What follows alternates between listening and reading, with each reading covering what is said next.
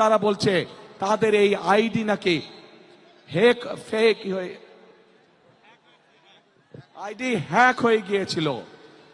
আমরা গতকাল দেখেছি যখন এই কথা বলার পরে তীব্র সমালোচনা শুরু হলো নারী সমাজ থেকে, যখন এই কথা বলার পরে তীব্র সমালোচনা শুরু হলো সমাজের প্রত্যেকটি মানুষের কাছ থেকে, তখন তারা বলছে তাদের এই আইডি নাকি ফেক হয়ে আইডি হ্যাক হয়ে গিয়েছিল। প্রিয় ভাই বোনেরা, এই বিষয়ে যারা বিশেষজ্ঞ তারা পরিষ্কারভাবে বিভিন্নভাবে বলেছে যে আইডি এইভাবে হ্যাক হতে পারে না।